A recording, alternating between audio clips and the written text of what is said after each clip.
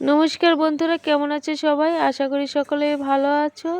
তো তোমাদের জন্য নতুন একটা পর্ব নিয়ে চলে আসলাম। আশা করি পর্বটি সকলেই ভালো লাগবে।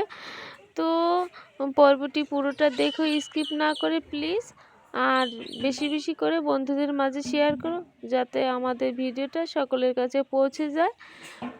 তো আমরা তো অনেকটাই পরিশ্রমী বন্ধুরা, কারণ আমাদের জানো তো, আমাদের এই তিলে তিলে গড়ে ওঠা সংসারটা এর হাড় ভাঙা কঠোর পরিশ্রম করে গড়ে উঠেছে। তো দেখো বন্ধুরা, আমাদের যে আমার বাবাটা, সে বাবাটা দেখো আজকে খেতে এসেছে কিভাবে। বাবাটা হচ্ছে মেশিন চালাতে গিয়েছিল। তো ক্ষুধা এতটাই কাতর হয়ে পড়েছে, সে না খেয়ে আর কিছুই করতে পারছে না। সে ছোটোবেলা থেকে অনেক অনেক পরিশ্রম করেছে, হাড় ভাঙা কঠোর পরিশ্রম করে আমাদের এই সংসারটা গড়ে উঠেছে তিলে তিলে।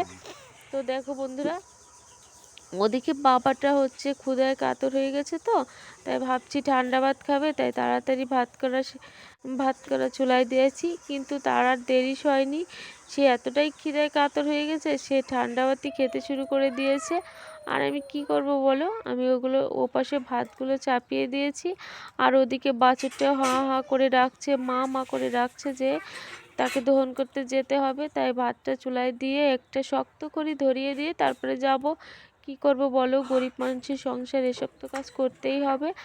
ওদিকে বাবা হচ্ছে গাভীটার দুধটুক নিয়ে একটু বাজারে যাবে, কারণ বাজারে না যেয়ে কী করবে বলো, একদমই বাজার সদাই নেই। আর অল্প একটু বাবুকে জ্বালিয়ে খেতে দেব, তোমাদেরকে দেখাবো। তো দেখো বন্ধুরা, গাভীটা হচ্ছে একদমই উচ্ছৃঙ্খল, তাই ওকে একটু বাছুরটা মানে পানায়ে তারপরে ওই পাটা বেঁধে দিতে হবে। আর মাঝে মধ্যে তো দহন করতে ইচ্ছা হয় না, কারণ ও লাফালাফি করে। বর্তমান হচ্ছে একটু কম লাফায়, মানে ঘাস টাস খেতে দিলে পরে তারপরে হচ্ছে একটু শান্তভাবে থাকে। আর না দহন করেই করবো কি বলো, ছোট সংসার, বাবা আমাদের সংসারে অন্য কোনো ইনকামের পথ নেই তো। আর বাবা হচ্ছে বয়স্ক, তাই মাঝে মাঝে দহন করে বাজারে দেই, আর ওই টাকাটা দিয়ে আমরা অল্প পরিমাণ কিছু এনে সদাই টদাই কাঁচা তরকারি এইসব এনে খাই। এটাই হচ্ছে আমাদের মানে জীবনযাপনের একটা পদ্ধতি। তো কি করব বলো, তাই ভাবলাম বাবা খেতে বসেছে, ওদিকে ফ্রেশ হতে হতে গাভীটা দহন করে দেই, যাতে বাজারে নিয়ে কিছু তরকারি আনতে পারে। তাই গাভীটা দহন করতে আমি শুরু করে দিয়েছি। আর ওদিকে ভাতগুলো চুলায় দিয়ে এসেছি। কি করব, এই গরিবের সংসার, মানে কি আর বলবো, বলে বোঝাতে পারি না। যেদিকে যাই সেদিকেই মানে টানাটানি পড়ে যায়। একদিকে টান দিলে অন্য দিক থেকে বেরিয়ে যায়, আর অন্য দিক থেকে টান দিলে এদিক থেকে বেরিয়ে যায়। আর জোরে জোরে টানতে গেলে দেখা যায় মাঝখানতেই ফেসে যাবে। এরকম সংসারটাই হচ্ছে আমাদের সংসার, কারণ আমাদের সংসারে অন্য কোনো পথ নেই ইনকামের। আমাদের তিনজনে মানুষ হাড় ভাঙা কঠোর পরিশ্রম করে এই সংসারটা তিলে তিলে করে এতটুকু গড়ে তুলেছি বন্ধুরা। তো আশা করি তোমরা মানে আমাদের যদি একটু পাশে থাকো, তাহলে আমাদের মনটা ভালো লাগবে। এবং কি বলবো বলো, বলে বোঝাতে পারছি না তোমাদেরকে। এই দেখো কি করলো, গাভীটা আমার হাত ধরে হিসু করে দিল, এবং মনে হচ্ছে আর একটু নিচে হলে আমার গালের ভিতরে পড়ে যেত। ওই একদমই ফাজিল, অনেকটাই দুষ্টু, তা না হলে দেখো কি করে দিল। তো বন্ধুরা, বাবার কথা আর কি বলবো, বাবা হচ্ছে ছোটোবেলা থেকে অনেকই পরিশ্রমী। সে মানে মায়ের পেটের থেকে পড়ে একদমই পরিশ্রম করতে করতে দেখেছে তো চেহারাটা কীরকম হয়েছে। কারণ তার একটা পুত্র সন্তান নেই যে তার পাশে দাঁড়াবে। আমার মতন হতভাগ্য মেয়ে তাকে কিছুই করতে পারলো না, এটাই আমার দুঃখ বন্ধুরা। তোমরা যদি আমার একটু সাপোর্ট করতে, আমার পাশে থাকতে, প্লিজ প্লিজ, মানে আমার ভাই হয়ে, বন্ধু হয়ে, এবং আমার মানে আত্মীয় হয়ে যদি আমার একটু পাশে থাকতে, তাহলে আমি হয়তো আমার বাবা মার জন্য কিছু করতে পারতাম। এটাই আমার অনেক একটা আশা ছিল। কিন্তু আমার বিশ্বাস তোমরা আমার ভাই বন্ধুরা আমাকে বন্ধু ভেবে, বোন ভেবে, এবং কিছু মানে ভেবে, কিছু মনের মানুষ ভেবে আমাকে একটু সাপোর্ট করবে, প্লিজ প্লিজ প্লিজ বন্ধুরা। দয়া করে আমার একটু পাশে থেকো, আমার একটু সাপোর্ট করো। তো তোমরা তো মানে বাবা মায়ের সন্তান, বাবা মায়ের জন্য যদি কিছু একটা করা যায় সেটা কিন্তু অনেকটাই আনন্দের ব্যাপার। আর যদি বাবা মার জন্য কিছু করা না যায় তাহলে কিন্তু বাবা মা অনেক মনে দুঃখ পায়। তো বন্ধুরা, সেই জন্য তোমাদের বারবার রিকোয়েস্ট করছি, তোমরা তো বাবা মার সন্তান, তা বাবা মার মানে একটু সাপোর্টের জন্য আমার পাশে থেকো প্লিজ বন্ধুরা, প্লিজ প্লিজ প্লিজ দয়া করে আমার পাশে থেকো।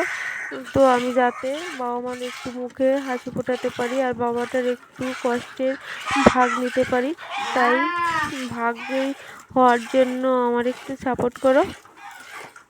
তো বাবা মার যদি একটা ছেলে থাকতো তাহলে তো আর এতটা তাদের কষ্ট করতে হতো না, কিন্তু আমি তো হয়েছি মেয়ে, তাদের একটু আমি মানে একটু সাহায্য করতে পারি না।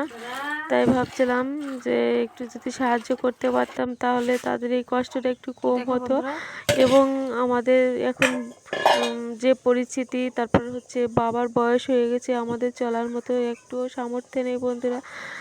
আর বাবা তো এখন চলতে পারে না, কী করবে, তাও কাজ করতে হয়, কারণ কাজ না করে খাবো কি আমরা, কারণ এক বাবার উপরে আমাদের সংসারটা চলছে। বাবা যদি আমাদের কোনোভাবে কোনো কিছু এনে না দেয় তাহলে আমরা আর খেতেই পারবো না।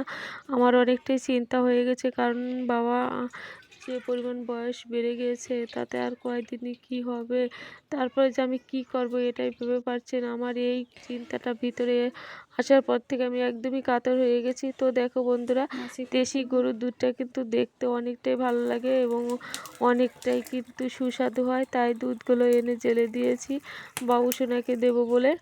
আর দেখা যায় বাবাকেও একটু দেব, কারণ তার বয়স হয়েছে, যাতে সেও একটু খেতে পারে, খেলে পরে তার শরীরটাও একটু ভালো হয়, সে কিন্তু একদমই দুর্বল হয়ে গেছে।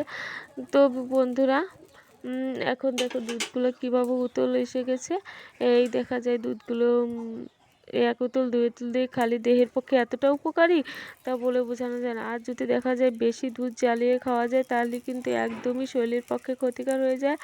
সেই জন্যে দুধগুলো জ্বালানোর নিয়ম হচ্ছে 1 থেকে 2 উতল দিয়ে খেতে খাওয়া। তাই এখন বাবু সোনাকে এই যে জ্বালিয়ে দিয়েছি।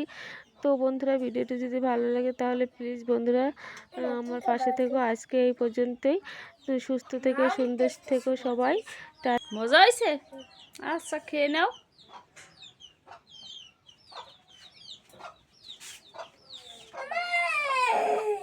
না